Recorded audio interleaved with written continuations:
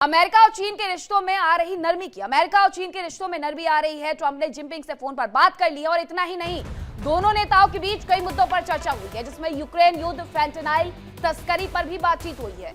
दोनों के बीच कृषि व्यापार पर भी चर्चा हुई है। अमेरिका और चीन के बीच दुश्मनी जग जाहिर रही है।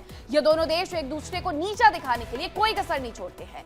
दोनों में एक दूसरे से आगे निकलने की होड़ मची रहती है। लेकिन इन सब के बीच वैश्विक स्तर पर भूचाल मचाने वाली खबर सामने आई है कि अमेरिकी राष्ट्रपति डोनाल्ड ट्रंप अगले साल चीन दौरे पर जाने वाले हैं।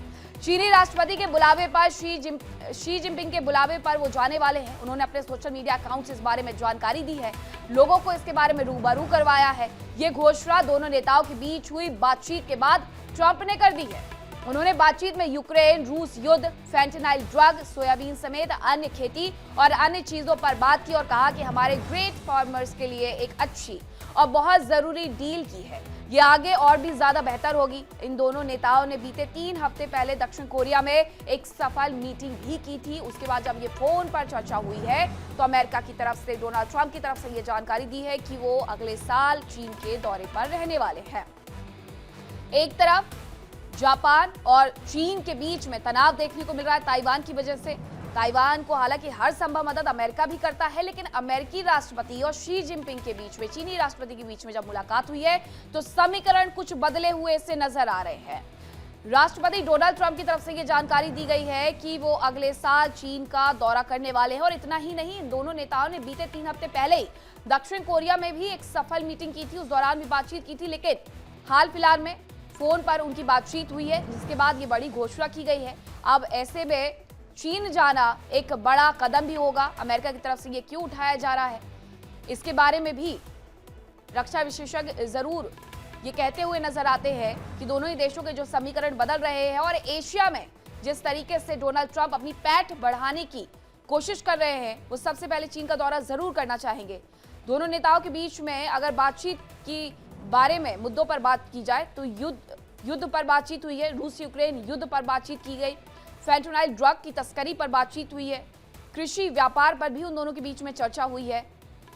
अब दोनों की मुलाकात एशिया में कौन से नए मोड़ लेकर के आती है, यह भी समझना होगा। यह भी देखना होगा कि चीन में अचानक से इतनी रुचि डोनाल्ड ट्रंप की आखिरकार बढ़ कैसे गई, जो खुले मंच से कल तक ये कह रहे थे चीन पर आरोप लगाते हुए कि परमाणु परीक्षण चीन कर रहा है, हम भी करेंगे। और चीन ने उनके इस बयान को झूठा करार दिया था, गलत करार दिया था।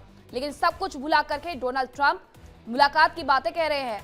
उनके तरफ से सोशल मीडिया पर यह जानकारी दी गई है कि बातचीत हो गई है, फोन पर यह बातचीत हुई है और अब मैं मुलाकात करने के लिए भी जाऊंगा, क्योंकि मुझे चीनी राष्ट्रपति शी जिनपिंग की तरफ से न्योता मिला है चीन आने के लिए और मैं अगले साल चीन की यात्रा पर रहने वाला हूं।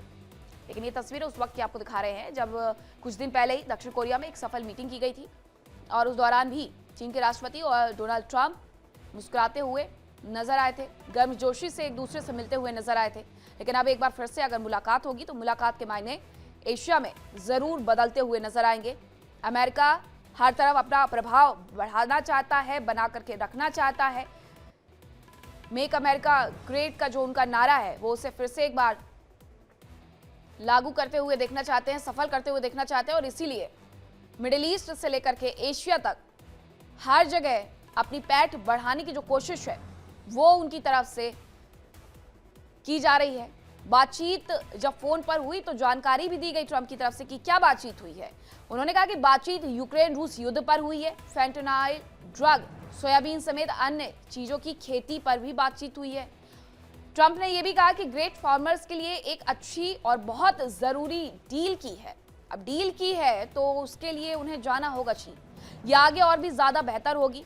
इन दोनों नेताओं ने बीते 3 हफ्ते पहले दक्षिण कोरिया में एक सफल मीटिंग की थी और उसके बाद अब ये, क्योंकि साल खत्म होने वाला है, नवंबर आखिरी और उसके बाद दिसंबर, तो 2026 में अगर ये मुलाकात होगी तो इसके मायने एशिया में किस तरीके से बदलेंगे, इस पर नजर रहेगी।